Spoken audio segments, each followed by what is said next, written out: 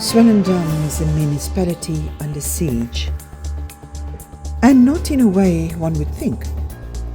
It is not that we are being attacked and our buildings are being torched and burned down. Well, not this time around. We've been there. We survived September 2023 and we still have the blackened burnt ruins to remind us daily. The 2023 protest was about free indigent services.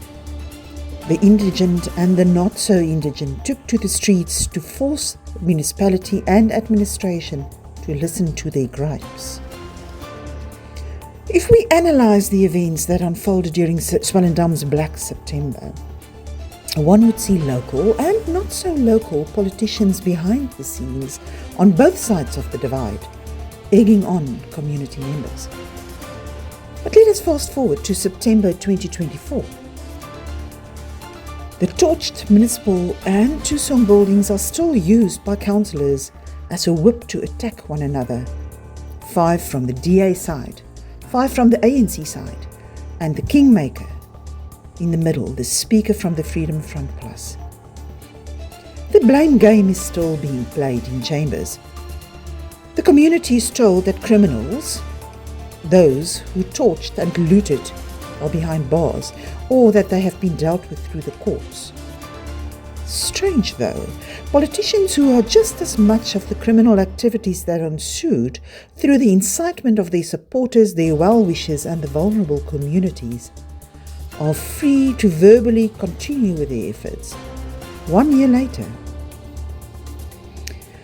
The first shots of the current siege were fired on 25 August. Media reports circulated that the DA faces accusations of attempting to bribe an ANC councillor and prompt him to resign. In doing so, that would trigger a by-election in Swellendam, which the DA felt at the time they would win. According to Khalik Sayed, the Western Cape ANC spokesperson, DA members allegedly offered the ANC councillor 1.5 million rand in cash and an additional 500 rand towards his studies should he agree to step down. Of course, in turn, the DA denied the allegations as baseless. At the time, the DA was and still is the ruling party in Swellendam with its coalition partner, the Freedom Front Plus. Tensions, however, were already started to show, and according to news sources, the Freedom Front Plus was aligning itself more closely with the ANC. The ANC planned to introduce a motion of no confidence after the bribery story broke. No confidence in the leadership with the aim of forming a new coalition with the Freedom Front Plus. Sayed stated in a news article that the ANC was ready to co-govern Swellendam with the help of the Freedom Front Plus. The Speaker, Jean van Schalkwyk, also the councillor for the Freedom Front Plus, stated that he had prima facie evidence to support bribery and coercion allegations against the DA, and that his goal is to ensure an urgent investigation process is followed. To date, no mention is made of an outcome of such an investigation or a process that were followed.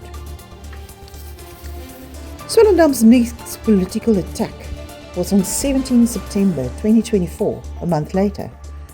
A motion of no confidence was received in the executive mayor. It was tabled at a council meeting on Monday 30 September.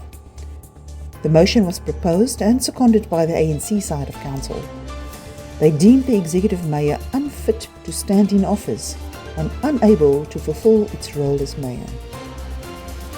According to the motion, the mayor is unable to oversee completion of infrastructure projects, both as the town executive and as head of the Infrastructure Projects Committee. Allegations were thrown into the mix of irregularities in the tender award process and supply chain, and little is done to investigate such. His so-called ignorance and inability to address concerns about the housing issue, his ineffective leadership, and the fact that he has no financial oversight. The ANC blames the mayor for the riots a year ago, citing that he did not do enough to prevent the damage and the destruction. He failed to listen to the community, it is said. ANC councillors were seeking a new mayor for the benefit of all of Swellendam, a new captain to steer the ship, even if they could not submit any real hard evidence to prove fraud and misconduct allegations against him. The motion against the executive mayor failed. The ANC 5 voted for the motion. The DA 5 voted against, and the Kingmaker, Mr. Speaker, voted with the DA. In a very emotional social media letter, the Speaker told supporters that he had done so on instruction from his party leadership and that he hated himself for doing so, or being forced to do so. Well, barely 1 month later, Swellendam Municipality yet again found itself in leadership turmoil. News broke Wednesday, 23 October 2024. At an in-committee meeting, Swellendam Municipal Manager was put on special leave pending an investigation into alleged misconduct. What follows is a political farce. It seems councillors were so eager to play their political trump card to disrupt the leadership in the municipality that they ignored any and all municipal policies and procedures when it comes to processes to be followed when facing disciplinary process at a senior management level. Municipal policy with regard to the appointment of an acting MM has also not been followed. This is how it all played out. At the in-committee meeting, seemingly despite council decision, the Speaker placed the MM on 7 days special leave. She was asked to vacate her office with immediate effect and hand over all electronic equipment relating to her work. This was done purely on accusations, with no real evidence tabled for council and councillors to make an informed decision on the matter. Then entered the council's 14-day 3 acting municipal managers period. Director Keith Stuurman was appointed as acting MM upon the MM's departure. Shortly after his appointment, he wrote to council to decline this appointment. A list of Swellendam municipal officers were then distributed. They qualified for an acting position and they were put forward to council.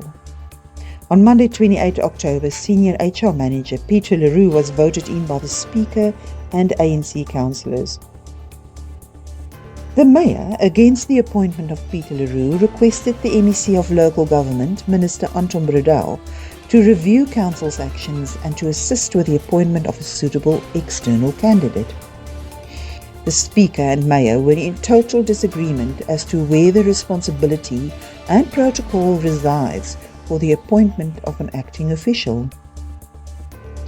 The Speaker sees it within his realm, stating that the Municipal Act gives Council the responsibility to appoint an acting official, and that going with an external candidate would be an unnecessary cost. The Mayor, on the other hand, insists that protocol lies within his office, and it's best to involve the MEC of Local Government. This would ensure openness, fairness and transparency to the process. Peter Leroux attended his first council meeting on 30 October. At an ordinary council meeting wrought with tension and political innuendos, especially when the municipal manager's executive report were tabled and Mr. Leroux was unable to present the report or deal with any matters relating to the report. The meeting itself was excruciatingly painful to attend and to watch, filled with party caucus breaks and interruptions. All the while, as the political butt-heading continued, Peter Leroux stood down as acting official to be replaced by an external candidate, Ms. Rosalind Saptu. She was duly appointed on Monday 4 November and her tenure was effective from Tuesday 5 November. Ms. Saptu was voted in by the majority of councillors. According to a Freedom Front Party representative, it was not required for the Speaker to cast a deciding vote this time, as DA councillors abstained. Council stated that Ms. Saptu's expertise, her background and experience align well with the municipality's current needs. Her previous local government roles included, amongst others, Senior Audit Manager and Engagement Partner at Swellendam Municipality. Acting MM Subtu was appointed for a 30-day period to allow the MM investigation process to unfold. While this whole political debacle about the acting MM position was playing out, the community is divided. With little information about the MM's case shared with the community, staunch supporters came to her defense, pledging public allegiance. Others accused the Speaker of bullying tactics within meetings directed at the public gallery and outside of council, with his public conduct especially against 2 women in town. A Barrydale resident took to social media to share transcripts of a very verbal and abusive speaker at one of the council meetings, and another, a businessman and resident, shared open letters to the Speaker's party leadership to warn them against the conduct of their party representative. A community petition against the Speaker was distributed, spearheaded by concerned business people in the tourism sector. Throughout the barrage of open letters in the media, the Freedom Front's Dr. Corneille Mulder and Peter Groenewald made it clear in national press that they support the Speaker and they have full confidence in his management of matters in council. And even before the ink on the bulletin's article about Ms. Subtu's appointment has completely dried, another news report broke. The Mayor's office received correspondence from Minister Anton Brudel on 7 November. Minister Brudel warns that neither Peter Leroux or Jocelyn Subtu, the 2 acting MMs, were qualified to act as officials. Both do not have the minimum of 5 years experience at senior management level as required by municipal regulations to act in the MM position. Minister Brudel gave the municipality and the council 7 days to remedy the appointment and the fallout, and also to advise his office thereof. In a similar vein, Minister Brudel warned in a separate correspondence that the correct procedure and protocol were not followed when the MM were released of her duties and when she was placed on special leave, whilst the investigation into alleged misconduct was underway. According to regulations and protocol, a senior official must be informed about the allegations and then be given a 7-day period to submit reasons to council why he or she must not be placed on special leave. The presentation must be tabled at council to deliberate whether the official must be placed on leave. If this is to be the case, the Minister's office must be notified of the precautionary suspension. From the Minister's directive, it is clear that certain preliminary steps must be taken before a municipal council may exercise discretionary powers to place a senior manager on precautionary suspension. None of these were followed when the Speaker placed the MM on special leave and when he instructed her to vacate her office. She was never given the opportunity, which is her right, to make a written representation to state her case.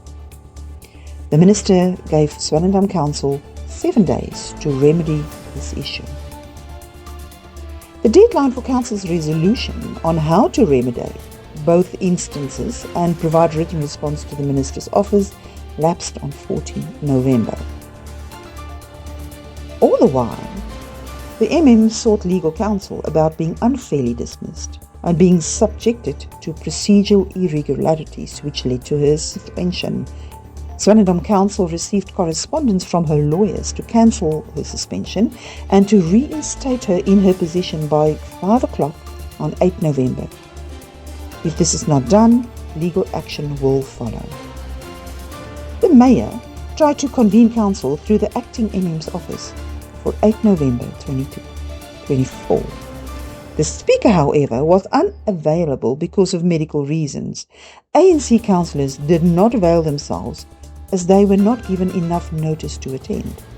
The Mayor were granted extension by the MM's legal team to 14 November 2024, which is also the Minister's deadline for remedy. A subsequent meeting was called for 11 November. Again, the Speaker was unavailable due to medical reasons, and all ANC councillors attended a meeting in Cape Town on the day. There were no quorum to constitute the meeting. Another meeting was scheduled for 14 November, the last deadline day. Also, no availability from the Speaker and the ANC councillors. By business close on Thursday, 14 November, the municipality and council, the respondents in the legal case against the municipality, received a summons to appear in the Cape Town High Court on Monday, 18 November 2024, on the matter A. Foster versus Swellendam Municipality and others. Whilst all legal and political issues are being played, it is believed that some capital projects have been placed on hold, and the sign-off on documents by Peter LaRue and Rosalind Saptu may be cancelled as they were appointed against municipal regulations and protocol. The annual municipal audit is also underway towards the end of November, and with all the political drama, it is unclear how this will impact the audit and the audit results. Rightfully so, the investigation against alleged misconduct of the MM, and possibly some team members as well, continues. In the meantime, the Swellendam Municipality is under political attack. The pillars of council are being destroyed, while the community of Swellendam looks hopelessly on. Word on the street is that the Swellendam Executive Mayor will be facing yet another vote of no confidence in January 2025, and that he may not survive this time around.